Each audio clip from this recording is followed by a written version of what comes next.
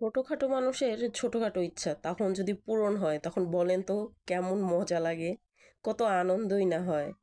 তো এভরিওয়ান, আসসালামু আলাইকুম। চলে এসেছি ভিন্ন ধর্মের একটা ব্লগ নিয়ে। আমি জুথি।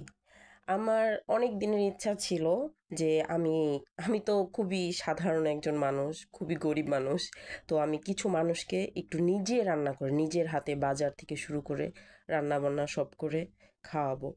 তো কিছুদিন যাবত আবার আমি নিজে অসুস্থ ছিলাম, তো এবার ভাবলাম যে আজকে শুক্রবারের দিন আছে, আল্লাহর রহমতের দিন, গরিব মানুষের দ্বিতীয় হজ। তো আজকেই করে ফেলি দুপুর বেলায় যাতে সবাই খেতে পারে। তো বেশি না, কিছু মানুষের জন্য আমি আমার সাধ্য মতো, আমার যা সাধ্য কুলায় এরকম একটা আয়োজন করেছি। সব কিছু আমি নিজের হাতেই করেছি।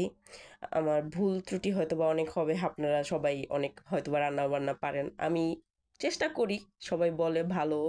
আমি যখন খুব ছোট ছিলাম তখন রাস্তাঘাটে যখন বের হতাম, তখন যদি অসহায় কিংবা দুস্থ মানুষ, বয়স্ক মানুষ যখন দেখতাম তখন আমার খুব কষ্ট হতো।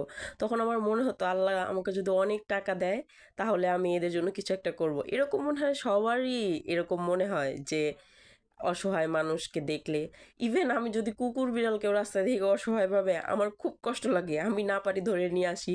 এরকম বাবার বাড়িতে 2-3টা ধরে নিয়ে আসছি, তারপরে অনেক বকা খেয়েছি, কিন্তু তারপরেও আমার খুব মায়া লাগে। দেখা যাক, আল্লাহ যদি তৌফিক দান করে তখন হয়তো বা কিছু একটা করবো, কিন্তু খুবই ইচ্ছা আছে আমি এই ধরনের অসহায় মানুষের জন্য আমি কিছু করব।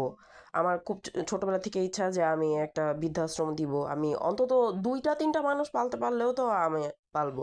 তো আজকে এসে তার জন্য সকাল সকাল চলে এসেছি রান্নাঘরে, কালকে সব বাজার করে রেখেছিলাম। আমি যদিও একা হাতে সব করি, আমার ছোট একটা বাচ্চা আছে, ওকে সামলে, সংসার সামলে এটা করতে ভালোই হিমশিম খেতে হয়েছে। তো আমি আমার হাজব্যান্ডকে বলছিলাম যে তুমি নামাজ পড়ে আমাকে ফোন দিও, আমি হচ্ছে এগুলো কমপ্লিট করে তো দেন নিচে নেমে যাব, তারপরে দিয়ে আসবো।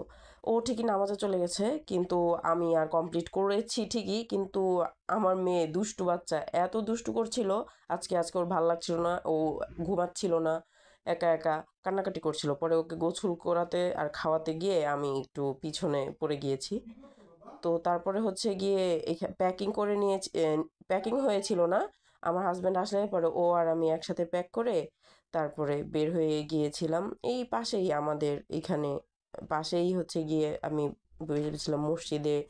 কিছু মানুষ ওইখান থেকেই বসে, তারা শুক্রবার দিন ওইখানে ভিক্ষুক বলবো না, মানে যারা হচ্ছে একটু চেয়ে খায় তারাই। পরে এই অল্প কিছু জিনিস আমি আমার হাজবেন্ড সহকারে নিয়ে গিয়েছিলাম ওইখানে। 2টার পরে আমি চাচ্ছিলাম গরম গরমই জানি তারা খেতে পারে অন্তত দুপুরের খাবার। তো আমি কারো ফেস রিভিল করতে চাচ্ছিলাম না যে আমি দিয়েছি, এটাই আমার একটা সার্থকতা বা আমার খুব ভালো লাগছে, কিন্তু আমি কাউকে ওইভাবে দেখাতে চাচ্ছি না ক্যামেরায় কারো চেহারা। আমার হাজব্যান্ড তো বলছিল তুমি এটা ভিডিও